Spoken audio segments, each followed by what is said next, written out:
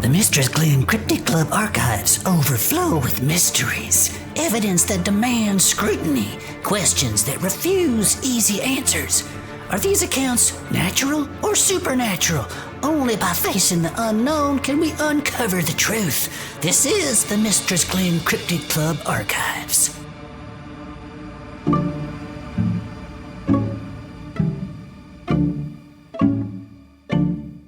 Yeah, I don't know, man. I'm nervous, Herb.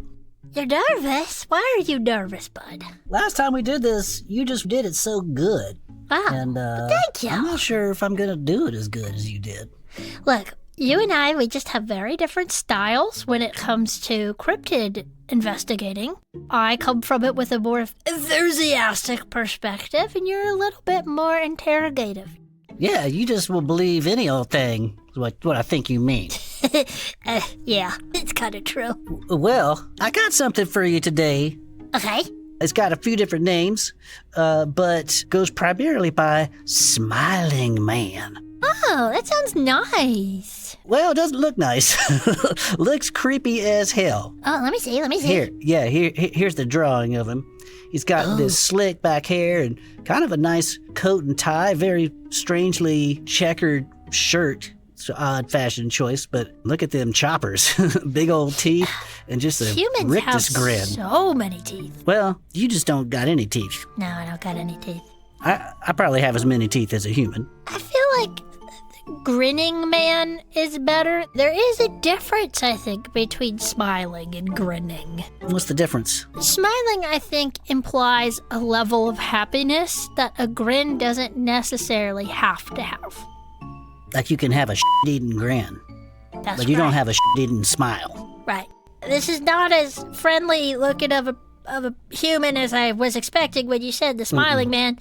And I feel like I've seen this in a nightmare before. It's just creepy.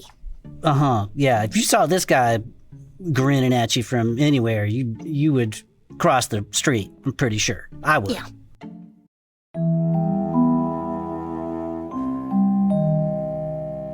Okay, so let's just get into it. You know, a lot of cryptids are just a species, right? It's not one specific person.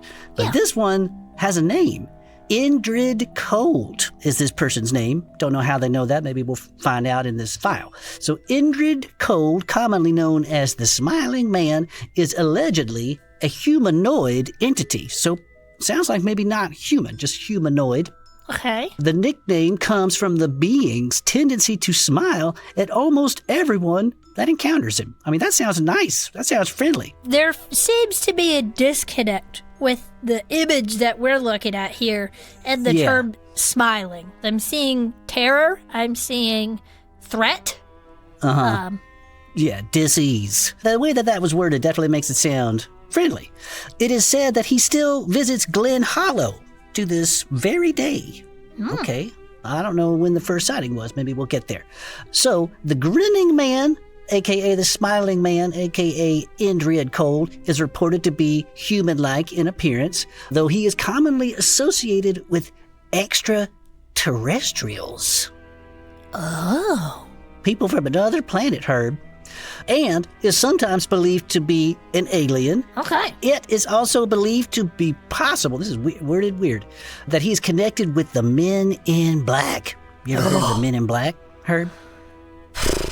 But that is a rabbit hole that we will have to go down one day. You're not going to like it. Oh, I'm not? It's creepy. Okay, well, maybe we'll do that one next week. Let's see. In his first sighting, he was described as being over 6 feet tall and wearing a reflective green suit with a black belt. Very Honestly, specific. Kind of fashionable. Reflective. That's fun and safe. He had a dark complexion and small, beady eyes set far apart. Yeah, okay. How far, I wonder? On the sides of his head, maybe? Yeah, like is he more like turtle folk like me, where it's like on the sides, or is he more like humanoid gnome, like where it's on the front? Yeah, maybe the green reflective green suit was just his turtle folk body. They just didn't know what they were looking at. Yeah, could be. Could be half turtle folk.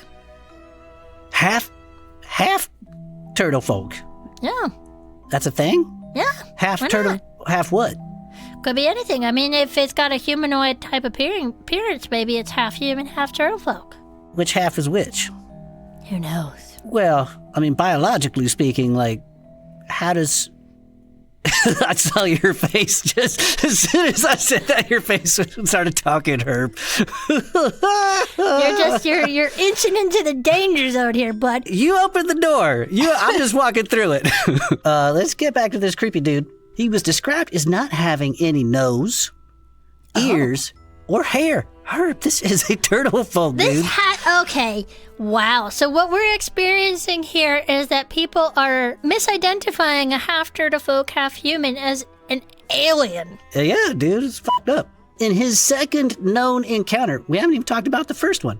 His suit was said to be blue instead of green, but still retained its reflective property. Other than that, he was described as looking perfectly natural, with slicked back hair. Wait, y'all just said he didn't have any hair.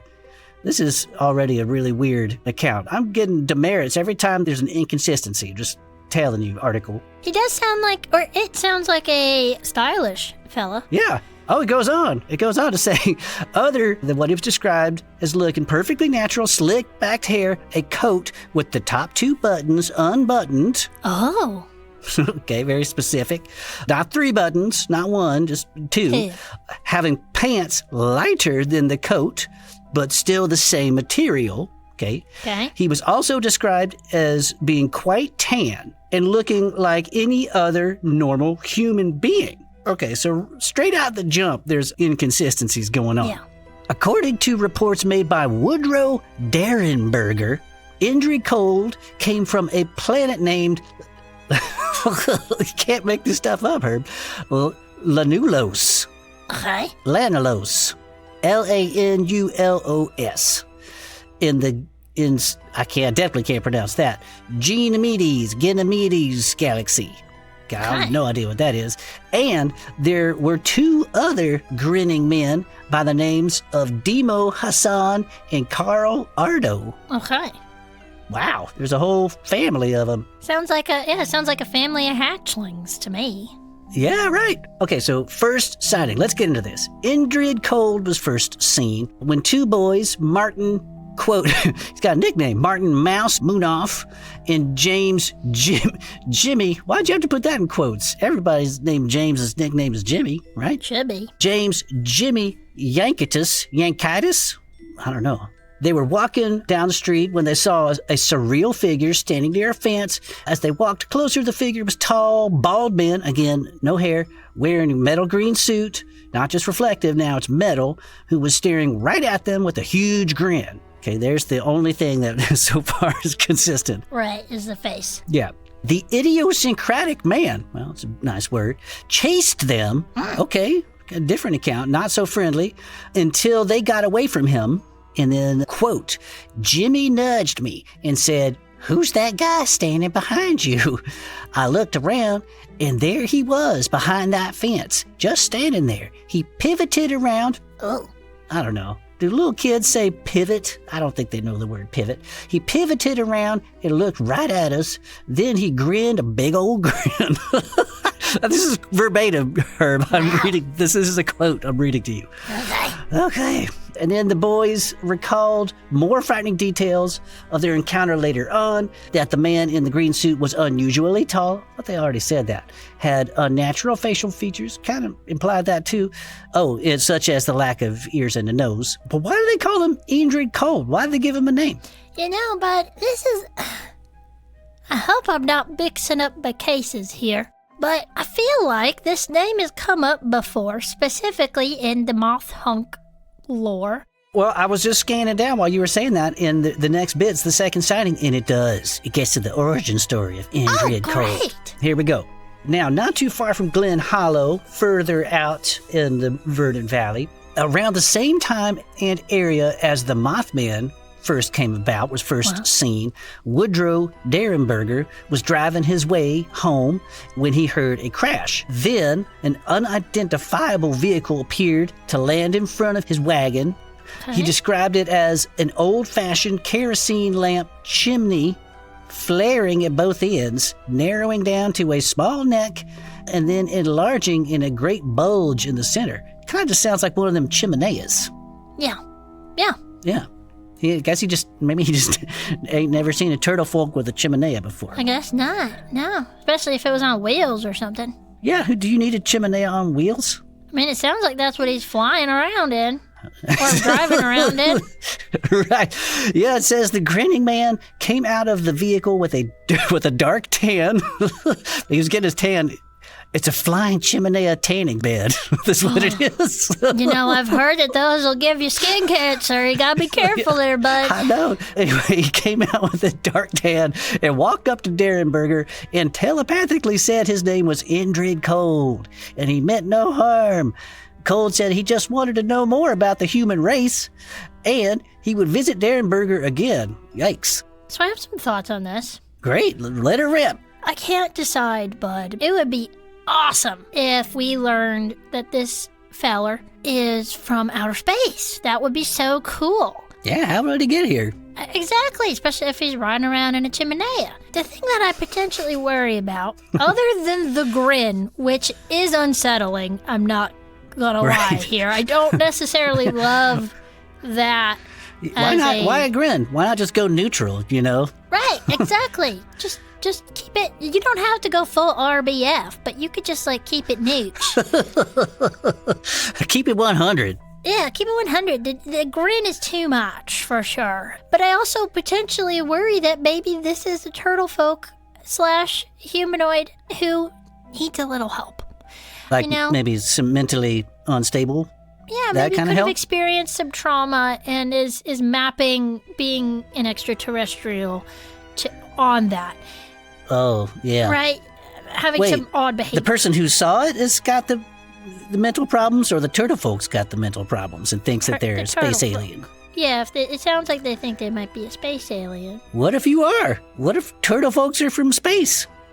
You know what? Actually, maybe turtle folks are descended from aliens. That would be fun. That's a much better way to look at this. I like things being on a more positive spectrum. Yeah, keep it lighthearted, dude. Don't bring everybody down with mental anguish. I just hope that if he is experiencing some difficulties that he gets help. But other than the grin, we have no indication that this Indrid Cold person isn't enjoying themselves. I mean, he's smiling about something, so... All right, I got one more sighting here. This is cited by the Lilly family. They have been reporting poltergeist activity in their home. Oh. Interesting. Such as diamond-shaped lights. Okay, I've never really heard that account linked to poltergeist, but we'll give it to them. The Lilly's daughter, Linda Lilly, was sleeping one night and awoke to see a man standing over her. Nope. That's a big red flag. Big smiling red flag. Okay. Yeah. She said, quote, "It was a man, a big man, very broad. I could not see his face very well, but I could see that he was grinning at me. He walked around the bed and stood right over me. I screamed and hid under the covers. When I looked, he was gone." Bud. Yeah? What? What if it's some sort of paranormal entity that can be experienced by many people? He's not a space alien, he's some kind of freaky ghost. Sounds like what you're saying. Maybe it's an interdimensional creature that's able to bridge the veil and speak to us in our dreams. Oh, some Freddy Krueger action. Yeah. I mean, fuck all of this. I don't want to see you in my dreams. I don't want to see you by my bed. I don't really want to see you on a dark and lonely road. If you're smiling like some creepy drugged out freakazoid, I don't want to see you. Go home. Yeah. Go back to your house and smile in the dark by yourself. Right. Yeah, smile at your wall. So this article has a few different explanations. It's commonly believed that Indrid may have been an alien entity, as they've already said. Yeah. However, this is unlikely, according to this article, unless the aliens are shapeshifters, because it would be almost impossible for a race to take the exact same evolutionary path as us. I mean, that's just actually kind of narrow-minded, because there's all kinds of folks down here on Psygea who don't look like humans, right? Yeah, I mean, I don't look anything like you, other than the fact that we're both bald. I ain't a human. But I'm just saying that, if we're talking about, a sentient humanoid species, Mammals. You're just lumping all mammals together again, is what you're doing. What, are we not humanoid? We are both humanoid, but only one of us is a mammal. Yeah, you're right. Yeah. Okay, so however, the third sighting by the Lily family suggests that instead, it may be a ghost or spirit, like you were saying, Herb, of some kind and was connected with poltergeist activity happening in the residence. Or, of course, it might be a prank that went too far, or a man with a mental illness. Herb, just like you were saying. Others believe that it is a normal human man or a hoax based off the popularity and fear of the Mothman, who had been first sighted around that same time in that same area. Now that's interesting. What if it was Mothman, but he was just like, could shapeshift into a creep, a smiling creep? I hope not. I'd honestly, Herb, it's way creepier to me if it's just a regular human who's smiling at people. That ain't nothing scarier than that. Nope.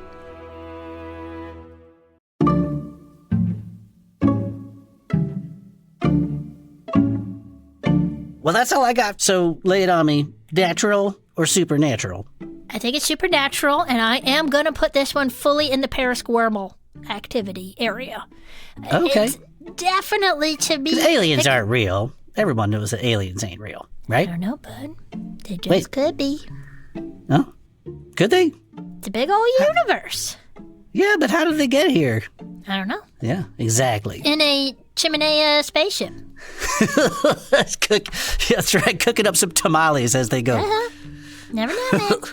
I'm not even necessarily going to lump it into whether it is alien or not. I don't think this is a cut and dry like cryptid, for example, that it is some sort of monster that just we haven't categorized yet. I do think that this is some sort of telepathy-based entity. You know what, Herb? This article is pretty rich on lore and thin on facts and details. Yeah. There really ain't enough here to even judge, honestly, one way or another. But I'm going to say this is either some fucked up human who just can't stop smiling and can't read the room.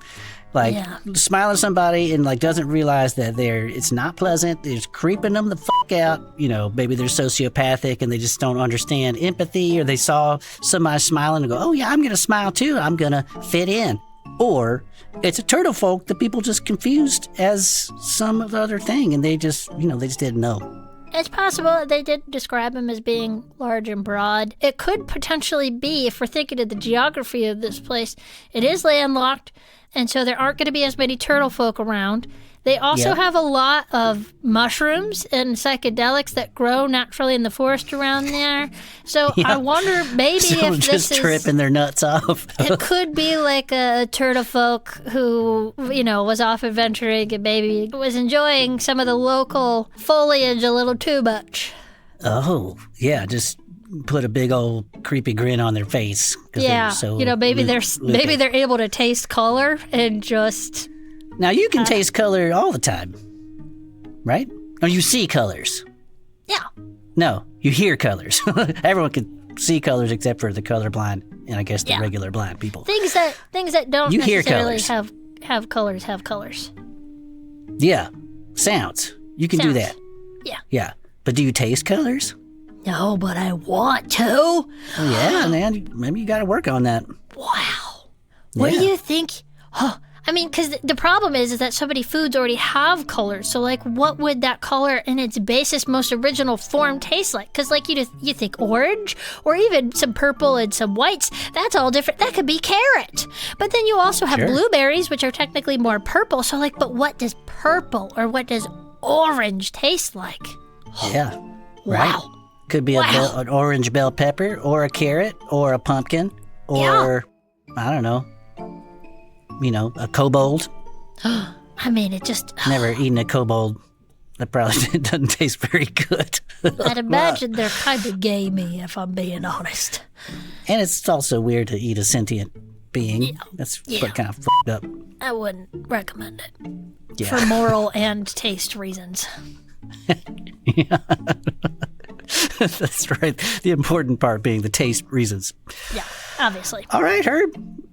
Well, that's it, man. That's another archive we can file away. Again, that we don't agree on. You think it's real. I don't. This is going to go straight back into the we don't know pile. Although I will say one thing I think we can both agree on, which is an area in which we usually don't agree. Because obviously if it's a cryptid or something, my instinct is I want to go find it and I want to see it for myself. Mm-hmm. But this one, I don't think I want to go looking for this one. Pass. Yeah. I don't need to see that creepy dude. Yeah. Oh, well, folks, thank you for listening today. You know, if you want to, you could send us your favorite cryptid and we will discuss it here on the show. We will dig up all the accounts and the evidence that we can, and we will weigh in on whether we think it is natural or supernatural. So please, Herb, tell them where they can reach us.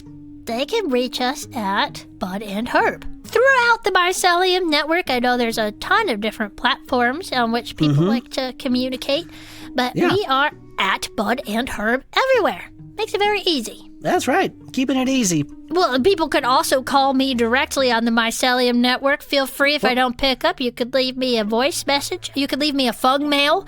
My number is mushroom. Herb. Now, what? You're just going to give out your number to, like, everybody? Yeah, why not? Oh, Herb. What? You're going to get a call from the Grinning man tonight. I guarantee it. Oh, no. Yeah. Oh, boy. Yeah, regrets. We'll edit that part out. Well, you know what, though? If the Grinning man wants to call me and tell me what's up, I'd rather that he call me and leave a fung mail than appear in my dreams. 100%. Yeah. However, Moth Hunk, ring, ring. That's right. If anybody knows Moth Hunk, absolutely give him my digits. Yeah. All right, y'all. Bye. Bye.